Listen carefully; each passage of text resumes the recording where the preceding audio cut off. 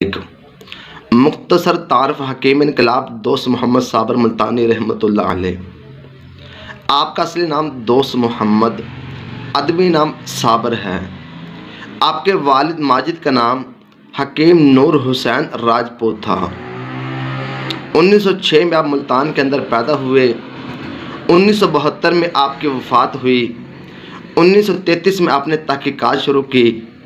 1958 میں آپ نے ایک نظریہ پیش کیا جسے انقلابی نظریہ کہا جاتا ہے، جسے قانون مفرد اعضاء کہا جاتا ہے۔ طب کی ہزاروں سالوں کی تاریخ کے اندر اس نظریے کا کہیں اشارہ تک نہیں ملتا۔ اس نظریے سے پہلے دل کی خرابی کو، جگر کی خرابی کو، دماغ کی خرابی کو، معدے اور آنتوں کی خرابی کو، جسم کے ہر ایک عضو کی خرابی کو مکمل خرابی سمجھ کر علاج کیا جاتا تھا، مکمل سوزش یا ورم سمجھ کر علاج کیا جاتا تھا، جو کہ درست نہیں تھا۔ تو آپ نے یہ نظریہ پیش کیا، بدن کے جتنے بھی مرکب اعضاء ہیں جیسے آنکھیں، ناک، زبان، کان، پھیپھڑے، معدہ، آنتیں، دل، جگر، دماغ، طحال، لبلبہ، پتا اور اس کے علاوہ جتنے بھی بدن کے اعضاء ہیں، ہر ایک کے اندر تین قسم کے ٹشوز ہوتے ہیں۔ نمبر 1 مسکولر ٹشوز یعنی عضلاتی ٹشوز۔ نمبر 2 ایپیتھل ٹشوز یعنی غدی ٹشوز۔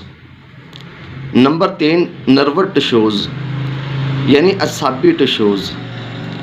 ہر ایک کے اندر تین قسم کے پردے ہوتے ہیں: اعصابی پردہ، عضلاتی پردہ اور غدی پردہ۔ ایک وقت میں 3 قسم کے ٹشوزوں کے اندر سوزش یا ورم نہیں ہوتا۔ ایک وقت میں 3 قسم کے پردوں کے اندر سوزش یا ورم نہیں ہوتا۔ کسی ایک قسم کے ٹشوزوں کے اندر سوزش یا ورم ہوتا ہے، کسی ایک پردے کے اندر سوزش یا ورم ہوتا ہے، اور 2 قسم کے ٹشوز محفوظ رہتے ہیں، 2 قسم کے پردے محفوظ رہتے ہیں۔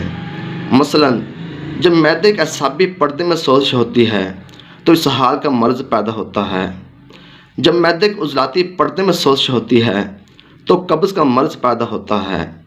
جب معدے کے غدی پردے میں سوزش ہوتی ہے تو پیچس کا مرض پیدا ہوتا ہے۔ ان تمام باتوں کو اچھی طرح یاد کر لیں۔